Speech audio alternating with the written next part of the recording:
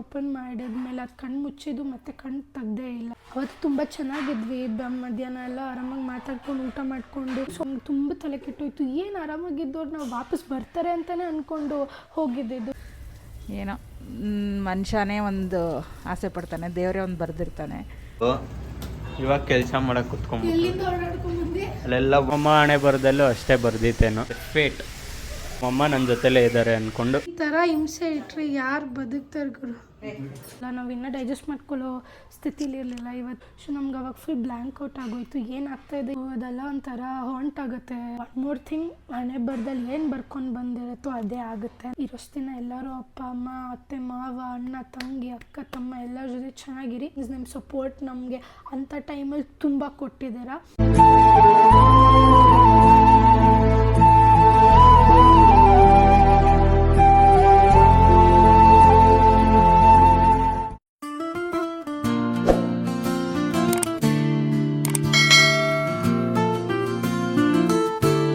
ಕೆಲಸ ಮಾಡೋ ಸಂದೇಶ್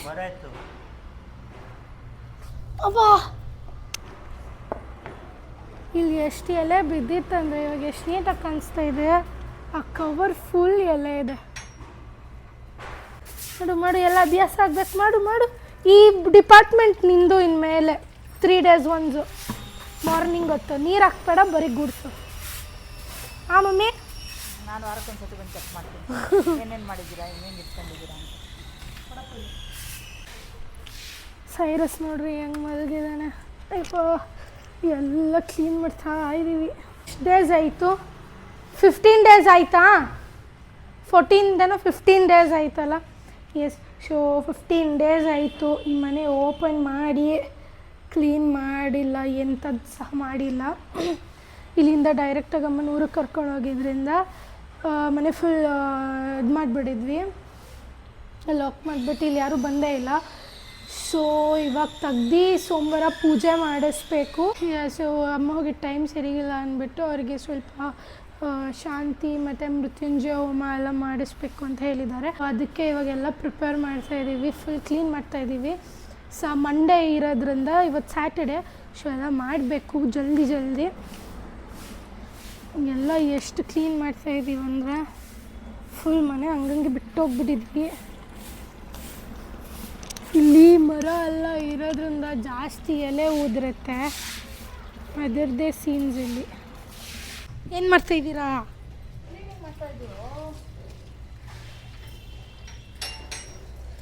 ಏನು? ಹಾಂ, ಎಲ್ಲ ಸಡನ್ನಾಗಿ ಹಿಂಗೆ ಆಗೋಯ್ತು. ಹೆಂಗೆ ಅನಿಸ್ತಾ ಇದೆ ನಿಮಗೆ? ಸಿಚುವೇಶನ್ ಹೆಂಗೆ ಫೇಸ್ ಮಾಡಿದ್ರಿ ನೀವು? ನಿಮ್ಗೆ ಹೆಂಗೆ ಅನಿಸ್ತು ಆ ಟೈಮಲ್ಲಿ? ನೀವು ನಮ್ಮ ಜೊತೆಗೇ ಇದ್ರಿ, ಹೆಂಗೆ ಅನಿಸ್ತು ನಿಮಗೆ? ಹೆಂಗೆ ಅನ್ನಿಸ್ತು ಅಂದರೆ, ನನಗೂ ಇದು ಹೊಸ ಎಕ್ಸ್ಪೀರಿಯೆನ್ಸ್ ಅನ್ಬೇಕು. ಯಾಕೆಂದರೆ ಸಡನ್ನಾಗಿ ಮುಂದೆ ಕೂತಿದ್ದವರು ಎದ್ದೋದ್ರು. 2 ಅವರಲ್ಲಿ ನೋಡಿದ್ರೆ ಏನೂ ಇಲ್ಲ, ನನಗೆ ಲೈಫೇ ಇಷ್ಟ ಅನ್ನೋದು. ಇವಾಗ ನಾನು ಧೈರ್ಯ ತೊಗೊಂಡು ನಿಮಗೂ ಧೈರ್ಯ ಹೇಳಬೇಕು, ಹೆಂಗಿರಬೇಕು ಏನು ಅನ್ನೋದು. ನನಗೆ ಇವಾಗ ಡಬಲ್ ಕೆಲಸ, ಒಬ್ಬ ಅಮ್ಮ ಅಲ್ಲ, ಇವಾಗ 2 ಅಮ್ಮ ನಾನೇ ಆಗಬೇಕು ನಿಮಗೆ ಎಲ್ಲದರಲ್ಲೂ ಗೈಡ್ಲೈನ್ ಕೊಡೋಕ್ಕೆ. ನಾನು ಧೈರ್ಯ ತೊಗೊಂಡು ನಿಮಗೂ ಧೈರ್ಯ ತುಂಬ್ತೀನಿ ಅಷ್ಟೇ, ಇನ್ನೇನು ಮಾಡೋಕ್ಕಾಗಲ್ಲ. ಎಲ್ಲ ಫೇಸ್ ಮಾಡಲೇಬೇಕು, ಎಲ್ಲ ಪಾಸಿಟಿವಾಗಿ ತೊಗೋಬೇಕು ಅಷ್ಟೇ. ಈ ಥರ ಆಗುತ್ತೆ ಅಂತ ಅಟ್ಲೀಸ್ಟ್ ಅಯ್ಯೋ, ಈ ಕಾಲಕ್ಕೆ ಅದೆಲ್ಲ ಏನಕ್ಕೆ ಯೋಚನೆ ಮಾಡೋಣ ಅಲ್ವಾ? ಹಿಂಗೆ ಸಿಚುವೇಶನ್ ಬರುತ್ತೆ ಅಂತ ಯಾರ್ಯಾರು ಕನಸಲ್ಲಿ ಯೋಚನೆನೇ ಇಲ್ಲ. ಅದೇ ಈ ಥರದ್ದು ಏನೋ ಒಂದು ಬರುತ್ತೆ ಸಡನ್ನಾಗಿ, ಏನದು ಗೊತ್ತೇ ಇಲ್ಲ. ಇದೆಲ್ಲ ಏನಕ್ಕೆ? ಸದ್ಯಕ್ಕೆ ವಯಸ್ಸಾದವ್ರು ಯಾರೂ ಇಲ್ಲ, ಏನೂ ಇಲ್ಲ, ಆ ಥರದ ಕಲ್ಪನೆಗಳೇ ಇರಲಿಲ್ಲ ನಮ್ಮ ಮನೆಗಳಲ್ಲಿ. ಇಂಥದ್ದೇನೋ ಆಗುತ್ತೆ ಮಾಡುತ್ತೆ ಅನ್ನೋ ಥರ. ಏನೋ ಮನುಷ್ಯನೇ ಒಂದು ಆಸೆ ಪಡ್ತಾನೆ, ದೇವರೇ ಒಂದು ಬರೆದಿರ್ತಾನೆ. ಅದಕ್ಕೆ ಇದೇ ಉದಾಹರಣೆ ಅಷ್ಟೇ. ಜೀವನ ಹೆಂಗೆ ಬರುತ್ತೋ ಹಂಗೆ ತೊಗೊಂಡು ಹೋಗ್ತಾ ಇರಬೇಕು, ಪಾಸಿಟಿವ್ ಆಗಿರಬೇಕು. ಯಾವಾಗಲೂ ಮನುಷ್ಯ ಇರೋವ್ರಿಗೂ ಕಣ್ಣಿಗೆ ಕಾಣಿಸ್ತಾ ಇರ್ತಾನೆ. ಆಮೇಲೆ ನಮ್ಮ ಜೊತೆನೇ ಇರ್ತೀವಿ, ನಮ್ಮ ಭಾವನೆ ಎಲ್ಲ ಜೊತೆಯಲ್ಲೇ ಇರುತ್ತೆ, ನಾವು ಮಾತ್ರ ಕಾಣಲ್ಲ ಅಷ್ಟೇ. ಧೈರ್ಯವಾಗಿರೋಣ. ಅವರೆಲ್ಲಿದ್ದರೂ ನಮ್ಮ ಜೊತೆ ಇರ್ತಾರೆ, ನಮ್ಮನ್ನು ನೋಡ್ತಾ ಇರ್ತಾರೆ. ಫಿಸಿಕಲಾಗಿ ಮಾತ್ರ ಕಾಣಲ್ಲ ಅಷ್ಟೇ ಅಲ್ವಾ? ಮಾನಸಿಕವಾಗಿ ನಮ್ಮ ಜೊತೆನೇ ಇರ್ತಾರೆ. ತಲೆ ಕೆಡಿಸ್ಕೊಂಬಿಟ್ರಿ. ಕ್ಲೀನ್ ಮಾಡಿ ಸಾಕಾಯ್ತು ಎಲ್ಲ ಮನೇನ. ಹಂಗೆಲ್ಲ ಬಿಟ್ಟು ಹೋಗ್ಬಿಟ್ರೆ ಎಷ್ಟು ಗಲೀಜಾಗುತ್ತೆ ಅಂದರೆ ಥರ ವೈಬ್ಸ್ ಆಗ್ಬಿಡುತ್ತೆ. ಏನು ಮಾಡ್ತಾಯಿದ್ದೀರಾ? ಎಷ್ಟು ಮಾಡ್ತಾಯಿದ್ದೀರಾ? ಆ ಸೈಡ್ ಹಾಕ್ಬೋದೋ ಬೇಡವೋ ಅಂತ ಡೌಟಲ್ಲೇ ಹಾಕಿದ್ವಿ ನಾವು, ಅದಕ್ಕೆ ತೆಗ್ದ್ಬಿಟ್ವಿ. ಆಯಿತು, ಮಿಷಿನು ವಾಷಿಂಗ್ ಮಿಷಿನ್ ಆನ್ ಮಾಡಿದ್ದೀರಲ್ಲ, ನಾನು ಮಾಡಿಲ್ಲ, ಅವ್ನು ಮಾಡಿರೋದು. ಹೇಳ್ರಿ ಆನ್ ಮಾಡಿಬಿಟ್ಟು ಆ ನೀರು ಔಟ್ಲೆಟ್ ಪೈಪ್ ಐತಲ್ಲ ಅದಂಗೆ ಮಿಷಿನಲ್ಲೇ ಸಿಕ್ಸ್ಬಿಟ್ಟು ನೀರೇ ಹೋಗಿಲ್ಲ, ಯಾರ್ಯಾರಿಗೆ ಬಂದು ನಿಂತೈತೆ ಅದು. ಏನು ಸಂದೇಶ್ ನೀನು?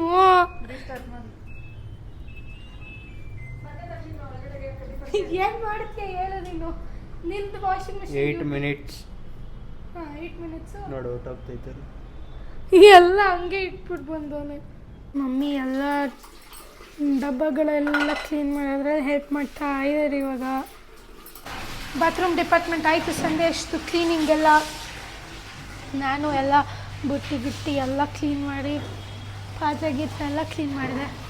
ಹಾಂ, ನಂದು ಆಚೆದೆಲ್ಲ ಕೆಲಸ ಆಯ್ತಮ್ಮ. ನಿಮ್ಮದು ಡಬ್ಬಗಳ ಇಲ್ಲಿ ಇಟ್ಟಾಗ ಡಬ್ಬಗಳು ಗೊತ್ತಾಗಲ್ಲ, ಅಲ್ಲಿ ಇಟ್ಟಾಗ ಹೆಂಗೈತೆ ನೋಡ್ರಿ. ಎಲ್ಲ ಇಲ್ಲ ಹಂಗೆ ಇಟ್ಕೊಂಡ್ಬಿಟ್ಟಿರೋದು. ಎಲ್ಲ ಸೋಫಾ ಎಲ್ಲ ಪೂಜೆಗೆ ಅಂದ್ಬಿಟ್ಟು ಹಿಂಗೆ ಇಟ್ಟಿದ್ವಿ, ಇಲ್ಲೆಲ್ಲ ಖಾಲಿ ಮಾಡಿದ್ವಿ. ಅವತ್ತು ಪೂಜೆ ಮಾಡೋಕ್ಕೆ ಆಗಲಿಲ್ಲ ಫೈನಲಿ. ಸೊ ಈಗ ನೆಕ್ಸ್ಟ್ ನಾಳೆ ನಾಡಿದ್ದು ಪೂಜೆಗೆ ಅಂದ್ಬಿಟ್ಟು ಎಲ್ಲ ತೆಗ್ದು ಮತ್ತೆ ಎಲ್ಲ ಒರೆಸಿ ಗುಡಿಸಿ ಮಾಡ್ತಾ ಇದ್ದೀವಿ. ಇಷ್ಟೊತ್ತು ಅಲ್ಲಿಂದ ಓಡಾಡ್ಕೊಂಡ್ ಬಂದ್ಬಿಟ್ಟು ಇವಾಗ ಕೆಲಸ ಮಾಡಕ್ ಕುತ್ಕೊಂಡ್ಬಿಟ್ಟು ಅಲ್ಲೆಲ್ಲ ಓಡಾಡ್ಕೊಂಡ್ ಬಂದ್ಬಿಟ್ಟು ಅವಳು ಸೋಪ್ ಹಾಕದೆ ನೋಡ್ರಿ, ಗೊತ್ತಾಗ್ತೈತೆ ಎಷ್ಟು ಕೆಲಸ ಮಾಡವಲ್ಲ ಅಂತ. ಇಷ್ಟೆಲ್ಲ ಒಗ್ದಾಕಿದ್ದೀನಿ ನಾನು. ಹೇಳೋವರೆಗೂ ತಡ್ಕೋ, ಅಷ್ಟೆಲ್ಲ ಒಗ್ದಾಕಿದ್ದೀನಿ ನಾನು ಆ ವಾಷಿಂಗ್ ಮಿಷಿನಿಂದ.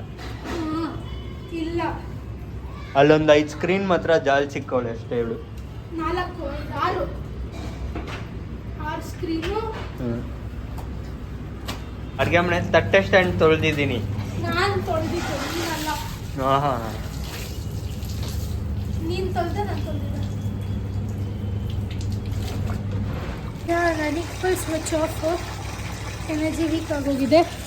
ಇವನು ಇವಾಗ ಮ್ಯಾಟ್ ಎಲ್ಲ ಉಜ್ಜ ಹಾಕ್ತಾವನೆ. ವೆರಿ ಗುಡ್ ಬಾಯ್.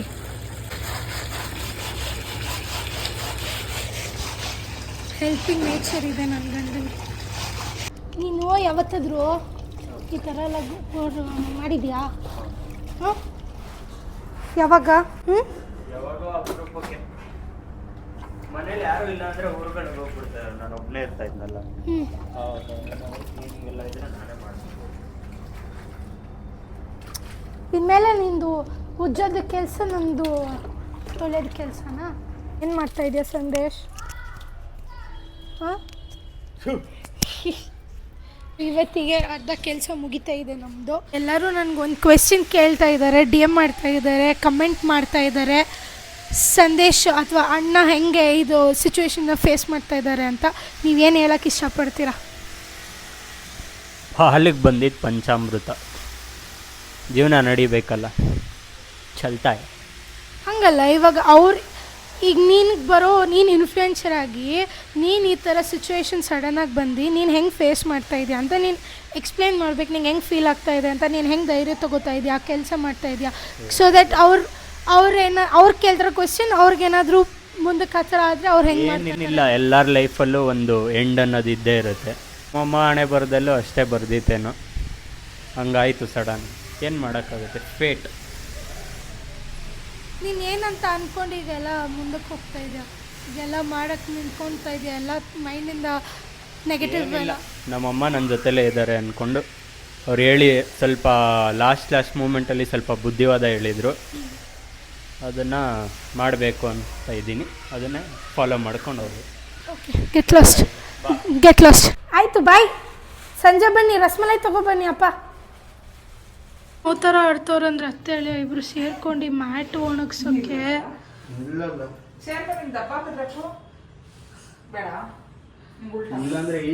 ಈ ಥರ ಹಿಂಸೆ ಇಟ್ರೆ ಯಾರು ಬದುಕ್ತಾರೆ ಗುರು?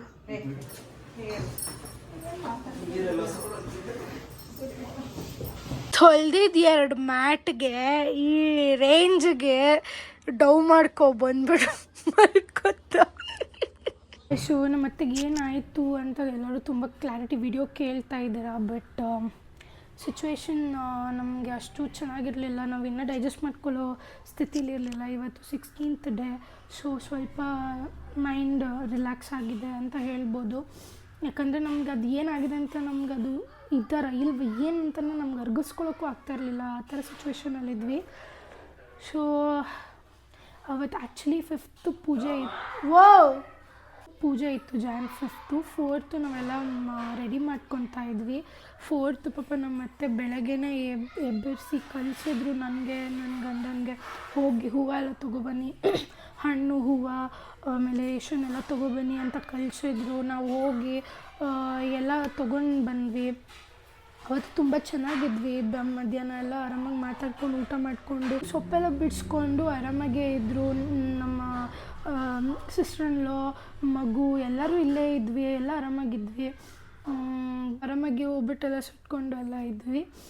ಸೊ ಜಸ್ಟ್ ಅವರು ವಾಶ್ರೂಮ್ಗೆ ಅಂತ ಹೋದರು ಹಿಂದೆ. ಆವಾಗ ನನ್ನ ಹಸ್ಬೆಂಡ್ ಏನೋ ಈರುಳ್ಳಿ ಏನೋ ತೊಗೊಂಬರೋಕ್ಕೆ ಅಂತ ಹಿಂದೆ ಹೋದರು ವರಾಂಡಾಗೆ. ಆವಾಗ ನೋಡಿದ್ರೆ ಅಮ್ಮ ಉಸಿರು ತೊಗೊಳಕ್ಕೆ ಕಷ್ಟಪಡ್ತಾ ಇದ್ದಾರೆ ಅಂತ ಅವ್ರನ್ನ ಅದನ್ನು ನೋಟಿಸ್ ಮಾಡಿದ್ರು. ಸೊ ಆವಾಗ ನನ್ನನ್ನು ಕರೆದ್ರು. ನಾನು ಹೋಗಿ ಅವ್ರಿಗೆ ಸ್ವಲ್ಪ ಉಸಿರು ಹಿಡ್ಕೊಂಡಿದ್ದೆ ನಾರ್ಮಲಾಗಿ ಅಂದ್ಬಿಟ್ಟು ಬೆನ್ನೆಲ್ಲ ಉಜ್ತಾ ಇದ್ವಿ, ಸೊಂಟ ಎಲ್ಲ ಉಜ್ತಾ ಇದ್ವಿ.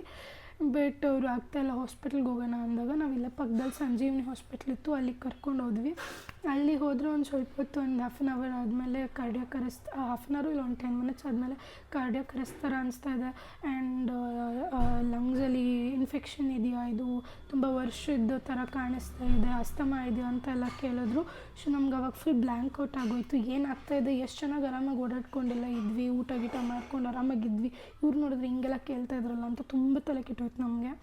ಸೊ ಅಲ್ಲಿಂದ ನಾವು ಇಲ್ಲಿ ಅಷ್ಟು ಫೆಸಿಲಿಟೀಸ್ ಎಲ್ಲ ಅಂದ್ಬಿಟ್ಟು ನಾವು ಜಯದೇವಕ್ಕೆ ಶಿಫ್ಟ್ ಮಾಡಿದ್ವಿ ಇಲ್ಲಿಂದ ಆ್ಯಂಬುಲೆನ್ಸಲ್ಲಿ. ಸೊ ಅವರಿಗೆ ಇಲ್ಲೇ ಕಾನ್ಷಿಯಸ್ ಹೋಗಿತ್ತು. ಲಾಸ್ಟಿಗೆ ಅದೊಂಥರ ಫೀಲ್ ಆಗ್ತಾಯಿದೆ ನನಗೆ. ಲಾಸ್ಟಿಗೆ ಅವರು ನಮ್ಮನ್ನ ನೋಡಿದ್ರು, ನಾನು ಮತ್ತು ಹಸ್ಬೆಂಡ್ನ ಕಣ್ಣು ಓಪನ್ ಮಾಡಿದ್ಮೇಲೆ ಅದು ಕಣ್ಣು ಮುಚ್ಚಿದ್ದು ಮತ್ತು ಕಣ್ಣು ತೆಗ್ದೇ ಇಲ್ಲ. ಇಲ್ಲಿ ಹಾಸ್ಪಿಟ್ಲಲ್ಲಿ ಸಂಜೀವನಿಯಲ್ಲಿದ್ದಾಗ, ಜಯದೇವಾಗ ಹೋದಾಗೂ ಅಷ್ಟೇ. ಸೊ ಅಲ್ಲಿ ಹೋಗಿ ಒಂದು ಸ್ವಲ್ಪ ಹೊತ್ತೆಲ್ಲ ಇದ್ವಿ. ಅಲ್ಲಿಂದ ಮತ್ತು ವಿಕ್ಟೋರಿಯಾ ಕರ್ಕೊಂಡು ಹೋಗಬೇಕು, ಇಲ್ಲೂ ಇಲ್ಲ ಅಂತ ಹೇಳಿದ್ರು. ನಮ್ಗೆ ಅಲ್ಲಿ ತುಂಬ ಟೆನ್ಷನ್ ಆಗೋಯಿತು. ಬಟ್ ಆಮೇಲೆ ಅವರೇ ಪರವಾಗಿಲ್ಲ, ಇಲ್ಲೇ ಇಟ್ಕೊಳ್ತೀವಿ, ಇಲ್ಲೇ ಟ್ರೀಟ್ ಮಾಡ್ತೀವಿ, ಇಲ್ಲಿಂದ ಕರ್ಕೊಂಡು ಹೋಗೋಷ್ಟರಲ್ಲಿ ಏನಾದರೂ ಹೆಚ್ಚು ಕಮ್ಮಿ ಆಗ್ಬೋದು ಅಂದರು. ನಮ್ಗೆ ತುಂಬ ತಲೆ ಕೆಟ್ಟೋಯ್ತು. ಏನು ಆರಾಮಾಗಿದ್ದವ್ರು ನಾವು ವಾಪಸ್ ಬರ್ತಾರೆ ಅಂತಲೇ ಅಂದ್ಕೊಂಡು ಹೋಗಿದ್ದಿದ್ದು, ನೋಡಿದ್ರೆ ಈ ಥರ ಎಲ್ಲ ಹೇಳ್ತಾ ಇದ್ದಾರಲ್ಲ ಅಂತ ಸಖತ್ ಟೆನ್ಷನ್ ಆಗೋಯಿತು. ಸೊ ನನ್ನ ಸಿಸ್ಟರ್-ಇನ್-ಲಾ, ನನ್ನ ಹಸ್ಬೆಂಡು, ನಮ್ಮ ಅಮ್ಮ ಎಲ್ಲರೂ ಆಚೆ ಕೂತ್ಕೊಂಡು ಫಾರ್ಮ್ ಫಿಲಪ್ ಮಾಡೋದು ಅದೆಲ್ಲ ಮಾಡ್ತಾಯಿದ್ರು. ಸೊ ಅವಾಗ ಡಾಕ್ಟರ್ ಒಳಗಡೆ ಕರೆದ ತಕ್ಷಣ ಅವ್ರು ಹೇಳಿದ್ರು 1 to 2% ಚಾನ್ಸಸ್ ಇದೆ ಅಷ್ಟೇ, ಎಲ್ಲರಿಗೂ ಹೇಳಿಬಿಡಿ ಈ ಥರ. ನನ್ನಂದೇ ಡಾಕ್ಟರ್ ಏನು ಹಿಂಗೆ ಅಂತ ಎಲ್ಲ ಕೇಳಿದಾಗ ಅವರಂದು 1 to 2% ಅಷ್ಟೇ ಚಾನ್ಸಸ್ ಇದೆ. ಆ 1 to 2%ಅಲ್ಲಿ ಇಫ್ ಶಿ ಮೇಕ್ಸ್ ಇಟ್ ಅಷ್ಟೇ ನಾವು ಇದು ಮಾಡೋಕ್ಕಾಗೋದು. ನಮ್ಮ ಕೈಲೂ ಏನೂ ಇಲ್ಲ, ಅದು ತುಂಬ ಅವರಿಗೆ ಬ್ರೀದಿಂಗಲ್ಲಿ ಪ್ರಾಬ್ಲಮ್ ಆಗ್ತಾಯಿದೆ ಅಂತೆಲ್ಲ ಹೇಳಿಬಿಟ್ರು. ಸೊ ಏನು ಮಾಡೋದಂತ ಗೊತ್ತಾಗಿಲ್ಲ ನಮಗೆ. ನಾವಲ್ಲೇ ಇದ್ವಿ, ಎಲ್ಲ ಆಯಿತು. ಆ ಕಡೆ ಬಂದು ನಾನು ಅದು ಹೇಳಿದ್ಮೇಲೆ ನಾನು ಇವ್ರಿಗೆಲ್ಲ ಹೇಳಿ ಒಂದು 1/2 hour ಡಾಕ್ಟರ್ ಇಲ್ಲ ಆಗ್ತಾಯಿಲ್ಲ, ನೀವು ಕರ್ಕೊಂಡು ಬಂದು ಒಬ್ಬೊಬ್ಬರನ್ನೇ ತೋರಿಸ್ಬಿಡಿ ಅಂತ ನನಗೆ ಹೇಳಿದ್ರು. ನನಗೆ ಅಲ್ಲಿ ಇನ್ನೂ ತಲೆ ಕೆಟ್ಟೋಯ್ತು. ಸೊ ನಾನು ಇವನ್ನ ಕರ್ಕೊಂಡು ಹೋದೆ. ಆಮೇಲೆ ನಮ್ಮ ಮಾವನ ಅಪ್ಪನ ಕರ್ಕೊಂಡು ಹೋದಾಗ ಅಮ್ಮ ಇರಲಿಲ್ಲ. ಸೊ ಕಣ್ಣು ಮುಂದೆನೇ ಅಮ್ಮ ಹೋಗ್ಬಿಟ್ಟಿದ್ರು, ನಾನು ಅಲ್ಲೇ ಇದ್ದೆ. ಸೊ ಅದೆಲ್ಲ ಒಂಥರ ಹಾಂಟ್ ಇಷ್ಟು ದಿನ. ಅದಕ್ಕೆ ಇದನ್ನು ಡೈಜೆಸ್ಟ್ ಮಾಡ್ಕೊಳ್ಳೋಕ್ಕೆ ಅಥವಾ ಮಾತಾಡೋದಕ್ಕೆ ಆಗಿಲ್ಲ ನಮ್ಗೆ ಇದ್ರ ಬಗ್ಗೆ. ಸ್ವಲ್ಪ ದಿನ ನಮಗಿದೆಲ್ಲ ಹಾಂಟ್ ಆಗುತ್ತೆ, ಬಿಕಾಸ್ ಎಲ್ಲ ಕಣ್ಮುಂದೆನೇ ಆಗೋಯ್ತು. ಚೆನ್ನಾಗಿದ್ದವರು ಹಿಂಗಿಲ್ಲ ಅಂದರೆ ಅದು ಏನು ಹೇಳ್ಬೇಕಂತ ನಮಗೆ ಅರ್ಥ ಆಗ್ತಾಯಿಲ್ಲ. ಹೆಲ್ದಿ ತಿನ್ನಿ ಅಂತ ಹೇಳ್ಬೋದು, ಬಟ್ ಹೆಲ್ದಿ ತಿನ್ನೋರಿಗೆ ಹಿಂಗಾಗಿದೆ ಅಂದರೆ, ಈ ಎಕ್ಸಾಂಪಲ್ ಅಪ್ಪುದು ಅಷ್ಟೇ, ಪುನೀತ್ ರಾಜ್ಕುಮಾರ್ ಅವ್ರದ್ದು ಅಷ್ಟೇ, ದ ಸೇಮ್ ಥಿಂಗ್. ಅವರು ಹೆಲ್ದಿ ತಿನ್ಕೊಂಡು ಎಲ್ಲ ಆರಾಮಾಗಿದ್ರು, ಅವ್ರಿಗೂ ಹಿಂಗೆ ಆಗಿದೆ. ಅದೇನೋ ದೇವ್ರಿಗೆ ಒಳ್ಳೆಯವ್ರನ್ನ ಜಾಸ್ತಿ ದಿನ ಇಲ್ಲಿ ಭೂಮಿ ಮೇಲೆ ಇರ್ಸೋಕ್ಕೆ ಇಷ್ಟನೇ ಇಲ್ಲ ಅನ್ಸ್ಕೊತೀನಿ. ಆ್ಯಂಡ್ ಒನ್ ಮೋರ್ ಥಿಂಗ್, ಹಣೆ ಬರ್ದಲ್ಲಿ ಏನು ಬರ್ಕೊಂಡು ಬಂದಿರುತ್ತೋ ಅದೇ ಆಗುತ್ತೆ. ನಾವು ಏನೇ ತುಂಬ ಯೋಚನೆ ಮಾಡೋಕ್ಕೋದ್ರೂ ಫೇಟಲ್ಲಿ ಇಷ್ಟು ವರ್ಷ ಅಂತ ಇದ್ದರೆ ಇಷ್ಟೇ. ದೇವ್ರು ಅದು ಒಂದು ಸೆಕೆಂಡ್ ಕೂಡ ಅದರ ಮೇಲೆ ಅವ್ನು ಇಟ್ಟಿರೋದ ಮೇಲೆ ಒಂದು ದಿನವೂ ಇರೋಕ್ಕಾಗಲ್ಲ, ನಾವು ಹೋಗಿಬಿಡ್ಬೇಕಾಗುತ್ತೆ. ಸೊ ಇರೋಷ್ಟು ದಿನ ಎಲ್ಲ ಚೆನ್ನಾಗಿರೋಣ, ಎಲ್ಲ ಅಪ್ಪ ಅಮ್ಮನ ಜೊತೆ ಆಗಿರಲಿ, ಸುತ್ತಮುತ್ತ ಯಾರ ಜೊತೆ ಆಗಿರಲಿ, ಎಲ್ಲ ಆರಾಮಾಗಿ ಮಾತಾಡ್ಕೊಂಡಿರಿ, ಯಾರ ಮೇಲೂ ದ್ವೇಷ ಸಾಧಿಸೋಕ್ಕೆ ಹೋಗಬೇಡಿ. ನನಗಂತೂ ಇವಾಗ ಹೆಂಗೆ ಅಂದರೆ ನನಗೆ ಯಾರಾದರೂ ಹೇಳಿಬಿಟ್ರೆ ನಾನು ತಪ್ಪು ಇಲ್ಲದೆ ನನಗೆ ಯಾರಾದರೂ ಹೇಳಿಬಿಟ್ರೆ ನನಗೆ ಸಖತ್ ಕೋಪ ಬರುತ್ತೆ, ಉಲ್ಟಾ ಮಾತಾಡೋದು ಬೈಯೋದು ಎಲ್ಲ ಮಾಡಿಬಿಡ್ತಿದ್ದೆ. ಬಟ್ ಇವಾಗ ಹೆಂಗಾಗಿದೆ ಅಂದರೆ ಯಾರು ಏನಾದರೂ ಅಂದ್ಕೊಂಡು ಹೋಗ್ಬಿಡಲಿ, ನನಗೆ ನನ್ನ ತಪ್ಪಿಲ್ಲ ಅಂದರೂ ನನಗೆ ಅನ್ನಲಿ, ನಾನೇ ಹೆಂಗೋ ಸುಮ್ಮನೆ ಇದ್ಬಿಡೋಣ ಅನ್ನಷ್ಟು ಬಂದುಬಿಟ್ಟಿದೆ. ನನಗೆ ಹೆವಿ ಸಿಟ್ಟು ಬರ್ತಿತ್ತು. ಸೊ ಇವಾಗೆಲ್ಲ ಕಂಟ್ರೋಲ್ ಮಾಡ್ಕೊಂಡು ಆರಾಮಾಗಿ ಯಾರೇನಾದರೂ ಅಂದ್ಕೊಳ್ಳಿ, ಅವರೇ ದೊಡ್ಡವರಾಗಲಿ ಅಂತ ಎಲ್ಲ ಇದ್ಬಿಡು ಹಂಗೆ ಹೆಂಗೆ ಅಂತ ನಮ್ಮಮ್ಮ ನನ್ನ ಗಂಡ ಎಲ್ಲರೂ ಹೇಳ್ತಾ ಇರೋದು. ನಂಗೊಂಥರ ಸ್ಟ್ರೈಕ್ ಆಗ್ತಾಯಿದೆ ಇವಾಗ. ಇಲ್ಲಿ ಯಾರಾದರೂ ಹೋದ್ಮೇಲೆ ರಿಗ್ರೆಟ್ಸ್ ಅಥವಾ ಗಿಲ್ಟಲ್ಲಿ ಯಾರೂ ಇರೋದು ಬೇಡ. ಇರೋಷ್ಟು ದಿನ ಎಲ್ಲರೂ ಅಪ್ಪ ಅಮ್ಮ ಅತ್ತೆ ಮಾವ ಅಣ್ಣ ತಂಗಿ ಅಕ್ಕ ತಮ್ಮ ಎಲ್ಲರ ಜೊತೆ ಚೆನ್ನಾಗಿರಿ. ಇಷ್ಟೇ ಹೇಳೋಕ್ಕಾಗೋದು, ಇನ್ನೇನು ಹೇಳೋಕ್ಕಾಗಲ್ಲ. ಸೊ ನಮ್ಮದು ಈ ಥರ ಆಯಿತು. ಮುಂದೆ ಯಾರಿಗಾದ್ರೂ ಈ ಥರ ಸಿಚುವೇಶನ್ ಬಂದರೆ ಎಲ್ಲರೂ ಸ್ವಲ್ಪ ಧೈರ್ಯದಿಂದ ಇರಿ. ಇವಾಗ ಹೋದರು ಅಂತ ನಾವು ಒಂದು ಮೂಲೆಯಲ್ಲಿ ಕೂತ್ರೆ ಲೈಫ್ ನಡೆಯೋಲ್ಲ. ಬಿಕಾಸ್ ನಮ್ಮ ಅತ್ತೆ ಕೂಡ ನಾವು ಈ ಥರ ಯೂಟ್ಯೂಬ್ ಮಾಡೋದು, ಸೋಷಿಯಲ್ ಮೀಡಿಯಾದಲ್ಲಿ ತುಂಬ ಲವ್ ಸಿಗ್ತಾ ಇರೋದು ಅವ್ರಿಗೂ ತುಂಬ ಪ್ರೌಡ್ ಇತ್ತು. ಅವರು ದಿನ ನಮ್ಮ ಯೂಟ್ಯೂಬ್ ವ್ಲಾಗ್ಸ್ ನೋಡ್ತಿದ್ರು. ನಾವು ಹಾಕಿಲ್ಲ ಅಂದರೂ ಮುಂಚೆದಾದರೂ ನೋಡ್ತಾಯಿದ್ರು, ಯಾವುದಾದ್ರೂ ಒಂದು ವೀಡಿಯೋ ಆದರೂ ನೋಡ್ತಿದ್ರು. ಸೊ ಇವಾಗ ಹೆಂಗಂದರೆ ಅವ್ರಿಗೂ ನಾವು ಏನಾದರೂ ಮಾಡಬೇಕು, ಸಾಧಿಸ್ಬೇಕು ಅನ್ನೋದು ಆಸೆ ಇತ್ತು. ನಾವು ಜನದಿಂದ ಇಷ್ಟು ದಿನ ಇಲ್ಲಿವರೆಗೂ ಬಂದಿದ್ದೀವಿ, ಮುಂದೆನೂ ಜನದಿಂದನೇ ಇರ್ತೀವಿ. ನಿಮ್ಗಳಿಂದನೇ ನಿಮ್ಮ ಬ್ಲೆಸ್ಸಿಂಗ್ಸ್, ನಿಮ್ಮ ಸಪೋರ್ಟ್ ನಮಗೆ ಅಂಥ ಟೈಮಲ್ಲಿ ತುಂಬ ಕೊಟ್ಟಿದ್ದೀರಾ. ಸೊ ಆ ಟೈಮಲ್ಲಿ ನೀವು ಅಷ್ಟು ನಮಗೆ ಕರೇಜ್ ಹೇಳಿ, ಅಷ್ಟು ನಮಗೆ ಸ್ಟ್ರೆಂತ್ ಕೊಟ್ಟು, ಲವ್ ಕೊಟ್ಟು, ಸಪೋರ್ಟ್ ಮಾಡಿ, ಸಿಚುವೇಶನ್ ನೀವು ತುಂಬ ಹ್ಯಾಂಡಲ್ ಮಾಡಿದ್ದೀರಾ. So thank you so much. ಒಬ್ಬೊಬ್ಬರು ಮೆಸೇಜ್ ಕೂಡ ಓದಿದ್ದೀನಿ. ನಾನು ಒಬ್ಬೊಬ್ರಿಗೆ ರಿಪ್ಲೈ ಮಾಡೋಕ್ಕಾಗಿಲ್ಲ, ಬಿಕಾಸ್ ನನಗೆ ಅದರ ಏನು ರಿಪ್ಲೈ ಮಾಡಬೇಕು ಅಂತಲೂ ಗೊತ್ತಾಗಿಲ್ಲ. ಎಲ್ಲರೂ ನನಗೆ ಸ್ಟ್ರೆಂತ್ ಹೇಳಿದಾಗ, ಲೈಕ್ ಆರಾಮಾಗಿರು ಅಂತ ಎಲ್ಲ ಸಪೋರ್ಟ್ ಮಾಡಿದಾಗ, ಸೊ ಒಬ್ಬೊಬ್ರಿಗೆ ಮೆಸೇಜಿಗೆ ರಿಪ್ಲೈ ಮಾಡೋಕ್ಕಾಗಿಲ್ಲ, ಬೇಜಾರು ಮಾಡ್ಕೊಬೇಡಿ. ಬಟ್ ಎಲ್ಲರದ್ದು ಓದಿದ್ದೀನಿ. ಅದಕ್ಕೆ ನಾನು ಇವಾಗ ಒಂದು ಕ್ಲಾರಿಟಿ ವಿಡಿಯೋ ಮಾಡಿ ಎಲ್ರಿಗೂ ಈ ಮೂಲಕ ನಾನು ತಿಳಿಸೋದು ಒಂದೇ, ಥ್ಯಾಂಕ್ ಯು ಸೋ ಮಚ್. ನಿಮ್ಗಳ ಬ್ಲೆಸ್ಸಿಂಗ್ಸ್, ನಿಮ್ಗಳ ಲವ್ ಲೈಫ್ ಲಾಂಗ್ ಹೀಗೆ ಇರಲಿ. ಥ್ಯಾಂಕ್ಸ್.